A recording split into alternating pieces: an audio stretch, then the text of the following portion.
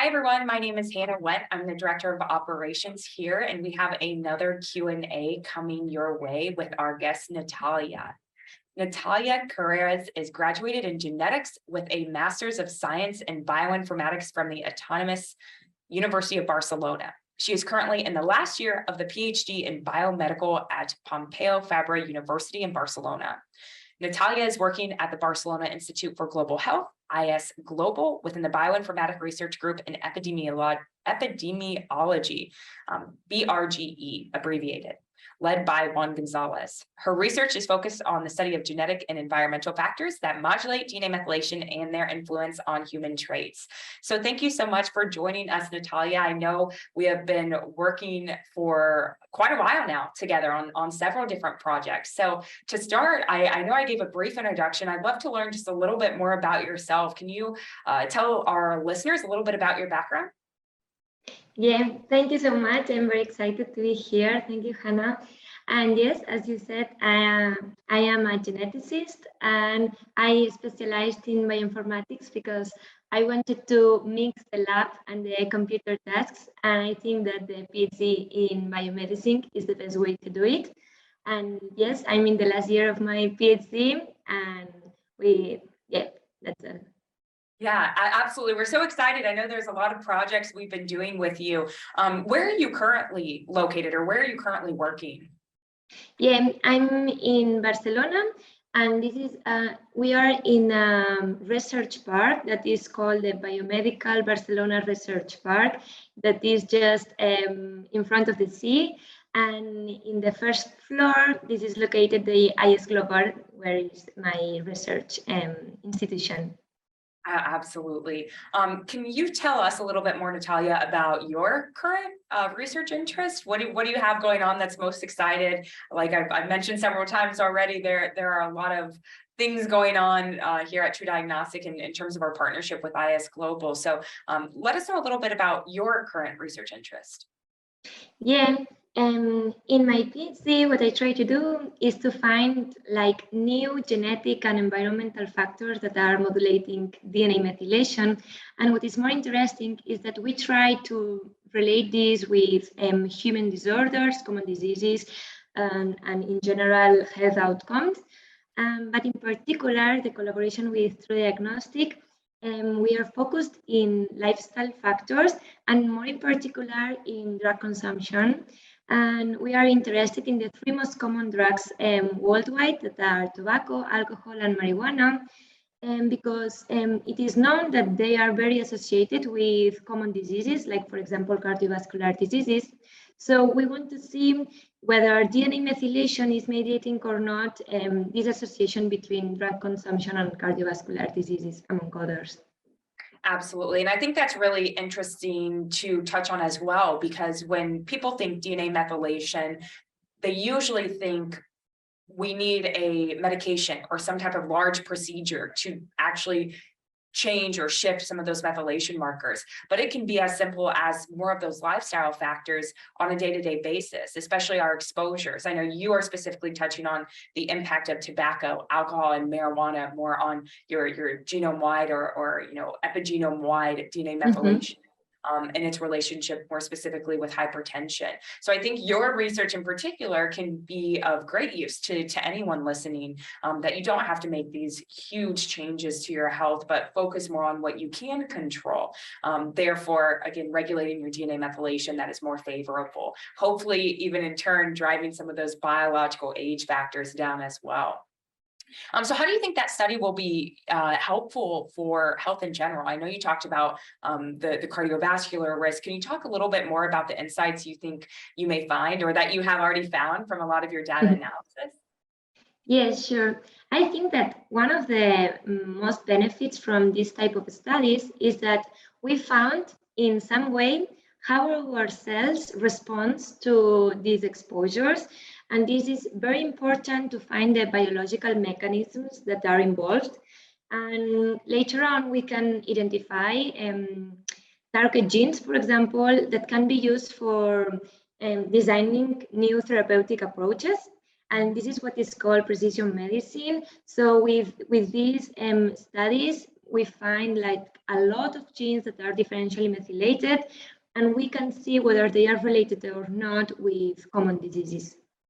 Perfect. Yeah. And one term that I'm not sure if listeners will understand quite yet that you just mentioned that I think is, again, of utmost importance when we're doing bioinformatics analysis is the differentiated methylated regions, or the DMRs. Can you explain what a DMR is?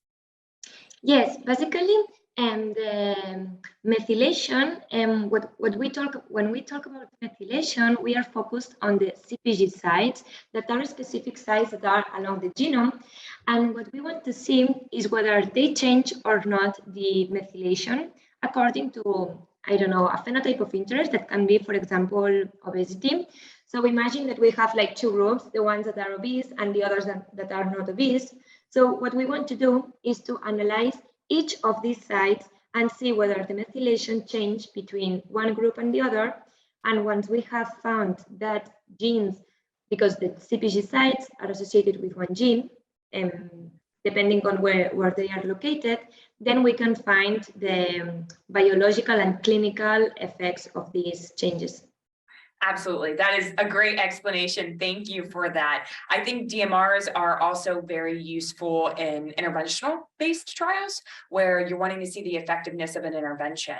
So if you're doing more of that kind of trial, you can actually look at differentiated methylated regions, which are changing before and after the therapy, and then learning more about what specific parts are changing. You may be even able to understand the mechanism of action as to how that intervention may be working.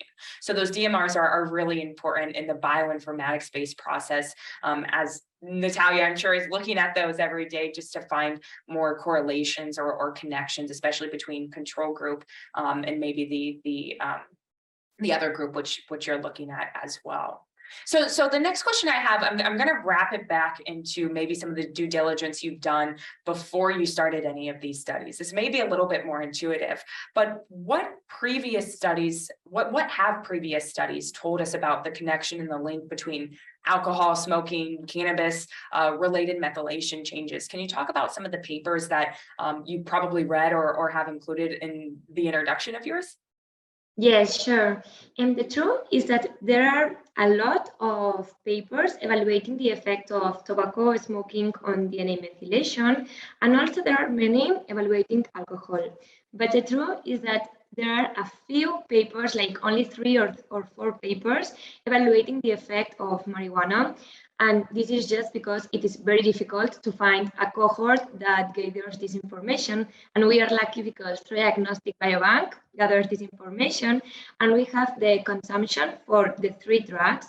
So it is very interesting that in our paper, we involved all of them for the same population, and the results are more interesting to evaluate because from previous studies, it is known that tobacco and alcohol have large effects on DNA methylation.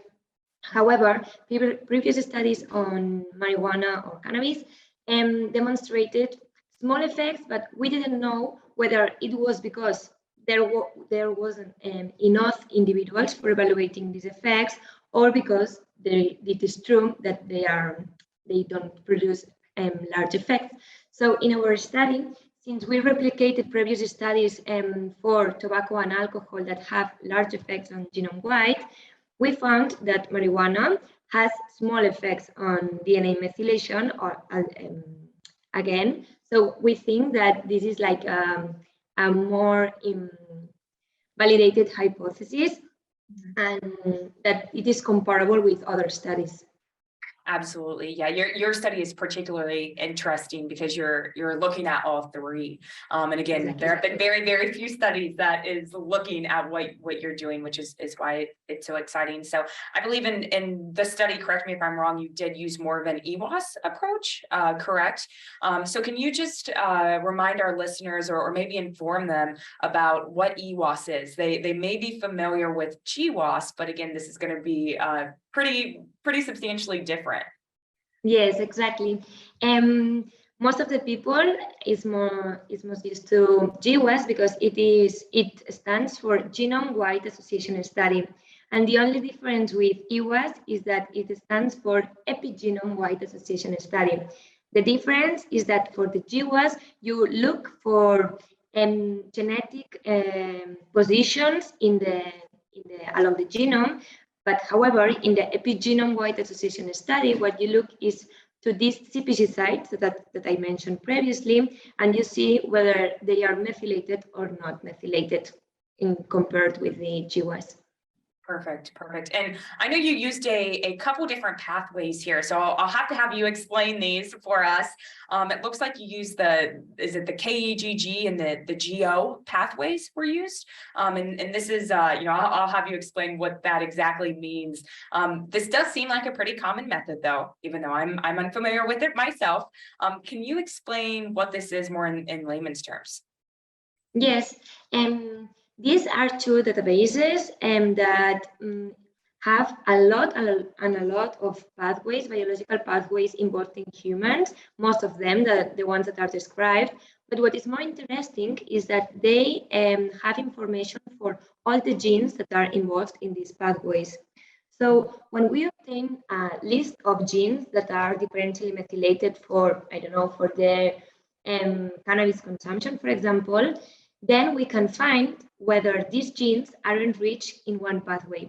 Imagine that our genes are enriched for one immunology pathway, then you can find the effect, in the clinical effect for this change on DNA methylation, and you can find